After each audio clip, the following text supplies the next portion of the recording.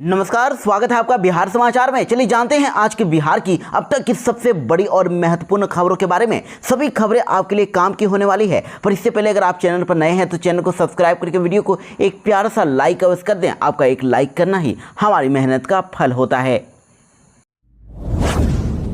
बिहार में अब smart meter को लेकर पूरी तरह से अब सियासी घमासान मच गया है और अब तेजस्वी यादव ने सीएम नीतीश कुमार से कई सवाल कर दिए हैं और चुन चुन कर अब उन पर हमला बोला है। जी हां, स्मार्ट मीटर बिजली मीटर को लेकर अब पक्ष विपक्ष के बीच राज्य में अब कलह बढ़ती जा रही है। एक और जहां विपक्ष स्मार्ट मीटर को लेकर सरकार पर हमलावर है, तो वहीं देखिए सरकार इसका बचाव करने में भी जुट गई है। और इसी कड़ी में अब राज्य के नेता प्रतिपक्ष तेजस्वी यादव ने एक बार फिर से सरकार को घेरा। तेजस्वी यादव ने अपने सोशल मीडिया एक्स पर पोस्ट किया है और जिसमें उन्होंने कहा है कि देश भर में सबसे कम प्रति व्यक्ति आय वाले राज्य में स्मार्ट मीटर लगाकर बिजली दरों को दोगुना करके एवं सबसे महंगी बिजली बेचकर नीतीश भाजपा सरकार बिहार वासियों पर अत्याचार कर रही है। स्मार्ट मीटर के नाम पर हो रही सरकारी लूट से हर बिहारवासी त्रस्त हो गया है। तेजस्वी यादव ने सवाल किया है कि बिहार के लगभग 100% उपभोक्ताओं का ऐसा क्यों मानना है कि स्मार्ट मीटर लगने के बाद उनका बिजली बिल 2 गुना या 1.5 गुना बढ़ गया है। पूरे बिहार से शिकायतें आ रही है कि बिजली का बिल डबल हो गया है। सरकार बताएं कि ऐसा क्यों हो रहा है। तेजस्वी यादव ने कहा कि स्मार्ट मीटर में गड़बड़ी होने के कारण अगर ये मान लिया जाए कि हर घर से केवल 100 रुपए का ही अगर फर्जीवाड़ा हो रहा है तो नीतीश सरकार बिहार भर के उपभोक्ताओं से हर महीने हजारों करोड़ रुपए की अवैध राशि वसूल रही है। और इसी प्रकार तेजस्वी यादव ने एनडीए सरकार से टोटल 13 सवाल किए हैं। बिहार में बीपीएससी 17वीं संयुक्त प्रतियोगिता परीक्षा का आवेदन शुरू हो चुका है और इसमें 1997 पदों के लिए वैकेंसी निकली है। जी हां, बिहार लोक सेवा आयोग यानी बीपीएससी में 17वीं एकीकृत संयुक्त प्रतियोगिता प्रारंभिक परीक्षा 2024 के लिए 28 सितंबर से ही आवेदन की प्रक्रिया शुरू हो गई है और एसडीए और डीएसपी सहित टोटल 1997 पदों पर भर्तियों के लिए अभ्यर्थी आयोग की आधिकारिक वेबसाइट bpsc.bih.nic.in या फिर ऑनलाइन bpsc.bihar.gov.in पर जाकर 18 अक्टूबर तक यानी कि लास्ट डेट 18 अक्टूबर है, तब तक अप्लाई कर सकते हैं। आपको बता दें कि पहले टोटल पदों की संख्या 1929 थी, जिसे बीपीएससी ने बाद में बढ़ाकर 1957 कर दिया है और इसका नोटिफिकेशन पहले ही जारी किया जा चुका है। बिहार में सरकारी नौकरी की तलाश करने वाले तैयारी करने वाले युवाओं के लिए बड़ी खबर है। अगले 6 महीने में 3 लाख वैकेंसियां आने वाली है और सबसे ज़्यादा टीचर्स की 1.5 लाख पदों पर भर्ती होगी। जी हां, बिहार में सरकारी नौकरी की तैयारी अगर आप कर रहे हैं तो 2025 विधानसभा चुनाव से पहले ही बम्पर वैकेंसी निकलने वाली है। इधर बीपीएससी टीआरई 4 में टीचर के लिए 1.5 लाख पदों पर वैकेंसियां आएगी और इसमें 1,47,602 पद भर्ती के लिए नोटिफिकेशन जारी किया जाएगा। वहीं जानकारी के मुताबिक ऑफिशियल नोटिफिकेशन दिसंबर से जनवरी के बीच में जारी किया जाएगा और इसके जरिए principal, secondary teacher, primary teacher, TGT, PGT, PRT और कंप्यूटर टीचर के साथ अन्य रिक्त पदों पर वैकेंसियां आएगी।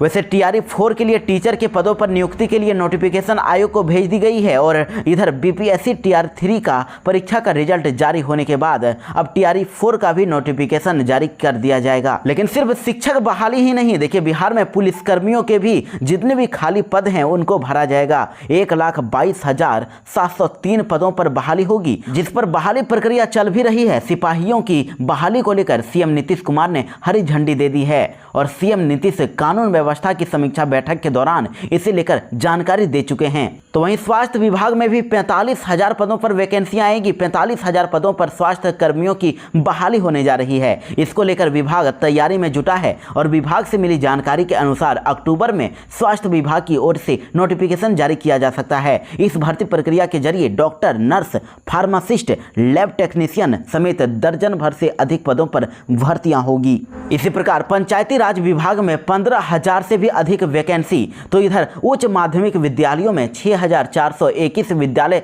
सहायकों की नियुक्ति। तो वहीं बिजली कंपनी में 5,000 पदों पर वैकेंसी आएगी और बिजली कंपनियों में बिहार में 4,016 नए पदों पर रेगुलर बेसिस पर बहाली होगी। इसके लिए 1 अक्टूबर से 15 अक्टूबर तक ऑनलाइन आवेदन लिए जाएंगे, जिसमें टेक्नीशियन ग्रेड 3 में 2,156 पद, जूनियर अकाउंटेंट क्लर्क के 740 पद, कॉरेस्पोंडेंस क्लर्क में 806 पद, स्टोर असिस्टेंट में 115 पद और सहायक के 40, तो वहीं जूनियर इंजीनियर के 113 पदों पर रेगुलर बेसिस पर बहाली होगी। साथ ही इधर BSSC CGL 4 के लिए भी 3,000 पदों पर भर्तियां निकलेगी। वहीं कृषि विभाग में 3,000 से भी अधिक पदों पर भर्तियां निकलने वाली है। बिहार में बाढ़ पर सियासत शुरू हो गई है और लालू यादव की बेटियों ने अब मुख्यमंत्री नीतीश कुमार पर लापरवाही का ठिकरा फोड़ दिया।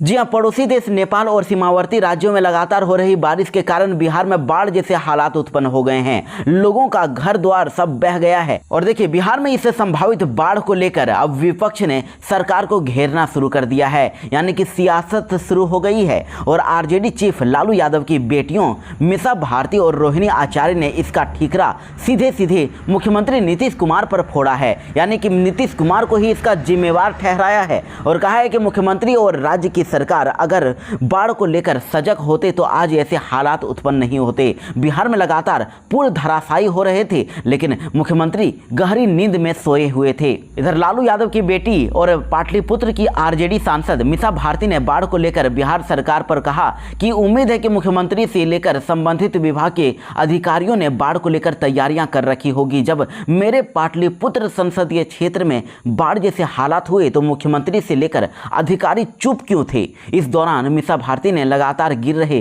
पुल पुलिया को लेकर भी सरकार पर निशाना साधा। वहीं इधर सारण के बाढ़ग्रस्त इलाके का दौरा करने निकली लालू प्रसाद यादव की दूसरी बेटी रोहिणी आचार्य ने भी मुख्यमंत्री नीतीश कुमार पर निशाना साधा और कहा कि अभी जब बिहार के कई जिले बाढ़ की चपेट में है तो मुख्यमंत्री और अधिकारी कुंभकर्णी निंद्रा में सोए हुए हैं और जब चुनाव का वक्त आएगा तब जाग जाएंगे। हम तो कहते हैं कि उस वक्त भी इन लोगों को सोए ही रहना चाहिए। रोहिणी आचार्य ने कहा कि बिहार में अपराधियों और बेशर्मों की सरकार और सबके मालिक नीतीश कुमार। बिहार में बाढ़ के बीच 13 नदियां उफान पर है। बाढ़ ने पूरे बिहार में तबाही मचा रखी है और अब आपदा प्रबंधन ने हाई लेवल मीटिंग की। देखिए, वैसे तो बिहार के कई जिले बाढ़ की चपेट में हैं, लेकिन राज्य की 13 नदियां खतरे के निशान के ऊपर बह रही है। गंडक और कोसी के अलावा गंगा, बागमती, बूढ़ी गंडक, कमला बगान, ललबकिया और अधवारा, महानंदा, घाघरा, ललन देई, परमान और पश्चिमी कनकई नदियों का जलस्तर लाल निशान के ऊपर पहुंच गया है। वहीं इन नदियों के जलस्तर में बढ़ोतरी भी होती जा रही है, जिसके चलते इन नदियों के तटबंध पर बसे गाँव बाढ़ की चपेट में आ गए हैं। वैसे दूसरी तरफ कोसी और गंडक नदी में जलस्तर बढ़ने के बाद आपदा प्रबंधन विभाग के अपर मुख्य सचिव प्रत्यय अमृत ने संबंधित जिलों के डीएम के साथ वीडियो कॉन्फ्रेंसिंग के माध्यम से समीक्षा बैठक की, जिन्होंने जिलाधिकारियों को बाढ़ प्रभावित जिलों में जरूरत के मुताबिक राहत शिविर, सामुदायिक रसोई और चिकित्सा शिविर की सुविधा उपलब्ध कराने के निर्देश दिए हैं। और एसडीआरएफ और एनडीआरएफ की अब जिले में तैनाती को लेकर भी चर्चा हुई है। कहा जा रहा है कि 13 जिलों में करीब 1,41,000 की आबादी प्रभावित हुई है और बागमती के जलस्तर में बढ़ोतरी से सीतामढ़ी में बेरगनिया के रिंग बांध में 2 जगहों पर रिसाव शुरू हो गया है। उधर नेपाल के करवाना और धर्मपुर में बागमती का बांध टूट गया है। इससे बेरगनिया में लोग भी अब दहशत में हैं।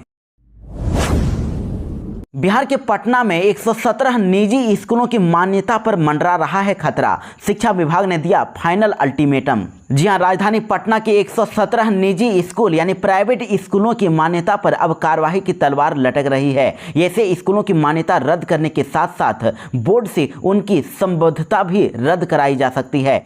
ये मामला शिक्षा कोष पोर्टल पर आधार कार्ड नंबर के साथ नामांकित छात्रों की संख्या की प्रविष्टि करने से जुड़ा हुआ है और इसमें शहरी क्षेत्र के सबसे ज्यादा 76 स्कूल शामिल हैं। बिहार के पूर्व विधायक को मिली अब धमकी और ईमेल भेजकर साइबर अपराधियों ने जेडीयू नेता को धमकाया। जी हां, बिहार के अब एक पूर्व विधायक और सत्ताधारी दल जेडीयू के नेता को ईमेल के जरिए धमकी मिली है और पूर्व विधायक ने एसपी को इसकी जानकारी देते हुए कार्रवाई की मांग कर दी है। एसपी के निर्देश पर साइबर सेल पूरे मामले की अब छानबीन में भी जुट गया है। अपराधियों ने अब तक 8 बार ईमेल भेजकर पूर्व विधायक को धमकी दे चुके हैं। दरअसल ये विधायक किशनगंज के पूर्व विधायक और जेडीयू जिलाध्यक्ष मुजाहिद आलम हैं, जिनको ईमेल भेजा जा रहा है और साइबर सेल अब इस बात का पता लगाने की अब कोशिश कर रही है कि ईमेल कहां से भेजा गया और किसने ये धमकी भरा ईमेल भेजा है, और ईमेल आईडी ट्रेस होने के बाद इस मामले में सख्त एक्शन लिया जाएगा।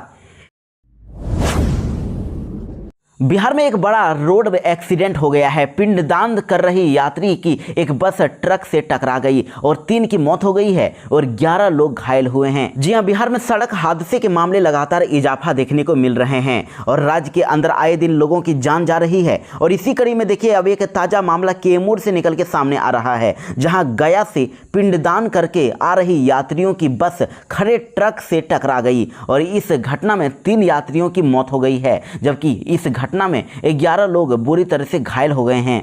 बताया जा रहा है कि कैमूर जिले के मोहनिया थाना क्षेत्र के बरहुली गांव के पास एनएच पर यह हादसा हुआ। वहीं इसके बाद घायल को उपचार के लिए स्थानीय पुलिस और एनएचआई द्वारा अनुमंडल अस्पताल मोहनिया भिजवाया गया है, जहां चिकित्सकों की देखरेख में उनका इलाज चल रहा है, जिसमें 3 की हालत नाजुक बनी हुई है। बिहार के दरभंगा में भी बाढ़ से 22,000 की आबादी प्रभावित। पानी पीने को तरस रहे हैं लोग। जी हां, दरभंगा में किरतपुर प्रखंड में एक बार फिर से बाढ़ ने दस्तक दे दी है। नेपाल से छोड़े गए कोसी नदी के पानी का असर अब किरतपुर प्रखंड के दर्जनों गांवों में देखने को मिल रहा है। वहीं कोसी नदी के जलस्तर में वृद्धि के कारण अब किरतपुर प्रखंड के दर्जनों गाँव जैसे कि वर्दीपुर, सिरनिया, परकिया, अमृतपुर, लक्ष्मीपुर और भंडरिया, कदवारा, कटरिया, रामखेतरिया सहित कई गाँव में बाढ़ का पानी अब घुस भी चुका है। वहीं कोसी का पूर्वी तटबंध टूटने के कगार पर है। प्रशासन ने इस पर आवाजाही भी बंद करवा दी है और एनडीआरएफ मौके पर नहीं है और न ही जल संसाधन विभाग का कोई कर्मी मौजूद है, तो स्थानीय लोगों की मदद से मिट्टी का बोरा तटबंध के किनारे रखा जा रहा है। लगभग 22,000 की आबादी इस बाढ़ से ग्रसित है। सभी बांध पर आकर शरण लेने को मजबूर हैं। आपको बता दें कि 2004 के बाद ये पहला मौका होगा जब बाढ़ ने इतनी बड़ी दस्तक दी है। और आपको बता दें कि लोगों को घर से यहाँ निकलने में भी काफ़ी ज़्यादा दिक्कतों का सामना करना पड़ रहा है। पानी से घिरे जाने के कारण जनजीवन अस्त व्यस्त हो गया है। सबसे ज़्यादा दिक्कत ग्रामीणों को पशुओं के लिए चारा जुटाने में हो रहा है। और दिन में तो ये किसी तरह से रह लेते हैं, लेकिन रात में बिजली नहीं रहने पर अंधेरे में रहने को मजबूर हैं। पानी पीने को ये तरस रहे हैं, घर से निकलना मुश्किल हो गया है। और आपको बता दें कि किरतपुर प्रखंड के नरकटिया गाँव के पास बांध के ऊपर से नदी का पानी बह रहा है, लेकिन अभी तक कोई भी राहत शिविर इलाके में नहीं चलाया गया, जबकि 24 घंटे पहले ही ऐसा करने का निर्देश था। बिहार में गंडक नदी के उफान से गोपालगंज के 50 गांवों पर खतरा, टूट सकता है सारण तटबंध। जी हां, नेपाल के पहाड़ी और तराई इलाके में पिछले 3 दिनों से लगातार अति भारी बारिश हो रही है और जिसके कारण गंडक नदी उफान पर है। नदी के जलस्तर में बहुत तेजी से वृद्धि हो रही है और अभी देखिए, नेपाल के देवाघाट से अधिकतम 6.5 लाख क्यूसेक पानी को छोड़ा गया। तो अब इससे अगले 2 दिनों में जिले के गोपालगंज सदर, बरौली, माझागढ़, सिधवलिया और बेंकुटपुर के तटवर्ती करीब 50 गाँव में भीषण बाढ़ के आने की आशंका है। पानी के अत्यधिक दबाव के कारण सारण तटबंध और जमींदारी बांध पर भी खतरा उत्पन्न होने का अंदेशा है। तो अब जल संसाधन विभाग के इंजीनियर और प्रशासनिक पदाधिकारी तटबंधों पर कैंप कर हालात पर नजर बनाए रखे हैं। प्रशांत किशोर ने मुख्यमंत्री नीतीश कुमार को लेकर बड़ा दावा कर दिया है। उन्होंने कहा कि शराबबंदी, सर्वे और स्मार्ट मीटर नीतीश के होंगे आखिरी कील। जी हां, जन सुराज पद यात्रा के संयोजक और चुनावी रणनीतिकार प्रशांत किशोर बिहार को एक नया राजनीतिक विकल्प देने का दावा कर रहे हैं। गांधी जयंती के अवसर पर 2 अक्टूबर को अपनी वो पार्टी लॉन्च करने जा रहे हैं, लेकिन इससे पहले ही प्रशांत किशोर ने बिहार के मुख्यमंत्री नीतीश कुमार पर फिर बड़ा हमला कर दिया है। प्रशांत किशोर ने कहा कि SSS यानी कि शराबबंदी, सर्वे और स्मार्ट मीटर नीतीश कुमार के राजनीतिक जीवन का आखिरी कील है और उन्होंने कहा कि शराबबंदी सिर्फ कागजों में है, जमीनी हकीकत यह है कि शराब की दुकानों को बंद कर दिया गया है, लेकिन होम डिलीवरी धड़ल्ले से चल रही है। लेकिन जन सुराज शुरू से ही शराबबंदी के खिलाफ रहा है और ये मानता है कि इससे आने वाला राजस्व राज्य की शिक्षा व्यवस्था को सुधारने में लगाया जा सकता है। उन्होंने ये दावा कर दिया है कि अगर उनकी सरकार बनी तो 1 घंटे में ही शराबबंदी को खत्म कर दिया जाएगा, शराबबंदी कानून वापस ले लेंगे। बिहार में अब अपराधियों की खैर नहीं, डीजीपी ने ही पुलिस को दिए 6 टास्क और सेट किया नया प्लान। जी हाँ, देखिए बड़ी खबर पटना से है। बिहार में अब अपराधियों की खैर नहीं है। जिस तरह से पिछले कुछ दिनों से आपराधिक मामले देखने को मिल रहे हैं, इसको लेकर अब सूबे के डीजीपी ने बड़ा फैसला लिया है। डीजीपी ने यह तय किया है कि वह खुद अपराधियों की अब क्लास लगाने निकलेंगे। दरअसल आपको बता दें कि डीजी आलोक राज विधि व्यवस्था और अपराध नियंत्रण के लिए हर सप्ताह जिलों का दौरा करेंगे और सबसे पहले उन जिलों का दौरा किया जाएगा जहां आपराधिक कांड सबसे ज्यादा अधिक हो रहे हैं। और डीजीपी ने पुलिस पदाधिकारियों को 6 बिंदुओं पर विशेष तौर पर काम करने का टास्क दिया है। अपराधियों के विरुद्ध जीरो टॉलरेंस की नीति अपनाते हुए सख्ती बरतने और आम जनता की शिकायतें सुनते हुए उनके प्रति संवेदनशील व्यवहार करने का निर्देश पुलिसकर्मियों को दे दिया है। वहीं इसके अलावा विधि व्यवस्था दुरुस्त रखने और अपराध नियंत्रण के लिए पुलिस गश्ती को लगातार सक्रिय रहने को कहा गया और पेशेवर और संगठित अपराधियों के विरुद्ध सख्त कार्रवाई करने के साथ ट्रायल चलाकर उन्हें जल्द से जल्द सजा दिलाने का टास्क भी पुलिस अधिकारियों को दिया गया है। बिहार में अवैध बालू खनन के खिलाफ ईडी ने लिया बड़ा एक्शन। एसजी इंफ्रा के मालिक को किया अरेस्ट। जी हाँ, देखिए पटना में परिवर्तन निदेशालय यानी ईडी ने बिहार के बालू के अवैध कारोबार से जुटे एक और कारोबारी अजय सिंह को गिरफ्तार किया है। अजय सिंह एसजी इंफ्रा का मालिक है और धनबाद के बालू माफिया सुरेश सिंह का बेटा है और ईडी ने अजय सिंह को पटना से गिरफ्तार किया है और उस पर मनी लॉन्ड्रिंग एक्ट के तहत मामला दर्ज है। ईडी पिछले 3 दिनों से अजय सिंह को नोटिस देकर पूछताछ के लिए बुला रही थी, मगर उपस्थित न होने पर अब उसे गिरफ्तार कर लिया गया है। वैसे जानकारी के मुताबिक अजय सिंह पर आरोप है कि आदित्य मल्टीकॉम के साथ मिलकर बालू सिंडिकेट को वो आगे बढ़ा रहा था और इसके साथ सिंडिकेट के अन्य आरोपियों राधाचरण सेठ, अशोक कुमार, सतीश सिंह, जगनारायण सिंह और पुंज सिंह के अलावा अजय सिंह पर भी परिवर्तन निदेशालय ने मनी लॉन्ड्रिंग एक्ट के में मामला दर्ज कर रखा है। वहीं सूत्रों के अनुसार एसजी इंफ्रा पर करीब 250 करोड़ के राजस्व चोरी का आरोप है।